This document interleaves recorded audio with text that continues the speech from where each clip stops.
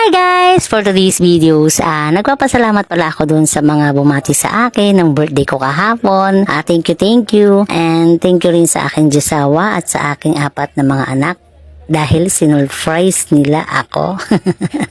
So, thank you.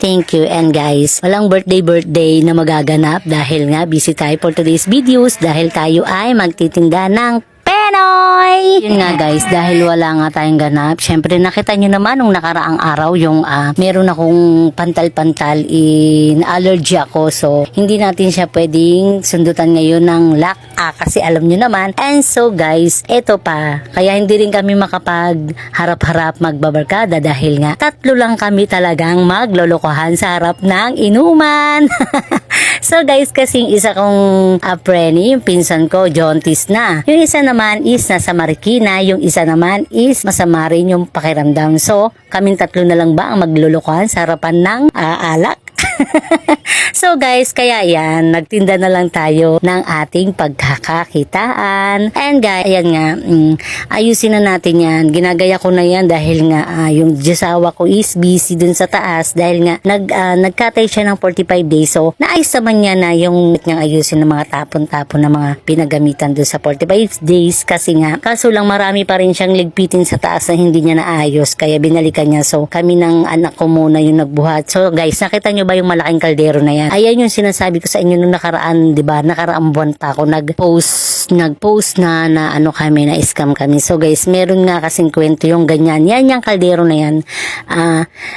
Pangatlo na ng josawa ko. Hindi lang pangatlo, pang ilan niya na ng josawa ko na nagtingin-tingin ng mga kalderong ganyan. So, nakikipag-meet up lang siya, hindi na para Tapos yung una nga namin na nabili, so, ang nangyari kasi doon is, binayaran na namin yung lalamo, binayaran na rin namin yung may-ari mismo.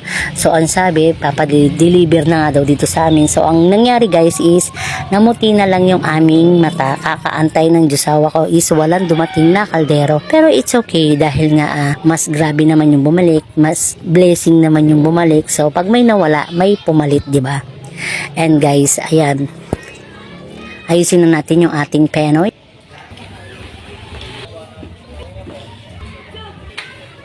Ayan na utak. Ano yung aso? Doon. Ang ganap. Pag hindi na pinapainom hospital. Dala ko na yan sa hospital ng injection na. Dumidikit sa ting.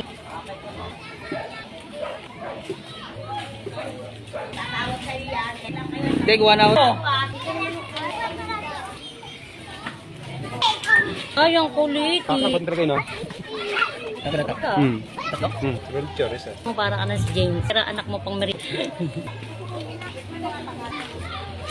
Siyang labas. Kasi, talaga kayo kailangan. Palagi ko yung kita pa yun. Hindi, wag kaya mo. Ang ikaw ang trip.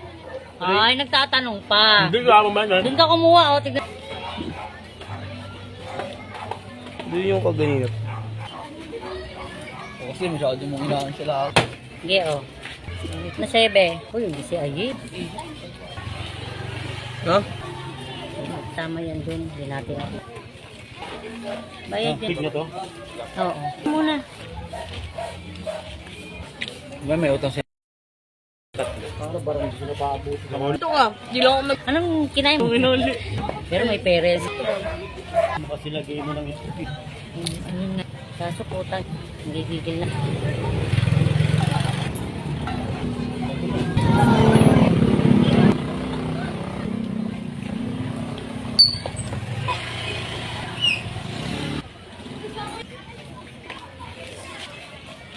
Sa'yo lang. 3 kukunin natin. Aray. Hiring pa. Ha? Oo, sa Manila. Ako na yung Si nakatambay siya. Oo. Tayo nagtatrabaho siya. Doon. Oo. Magkano? Naon. Pero boy. Uy, so, ayoko na ito. Nakaraluwak. Sa ano? Pagkasang ka. Baka yun, may bago na yan. Oo, yun.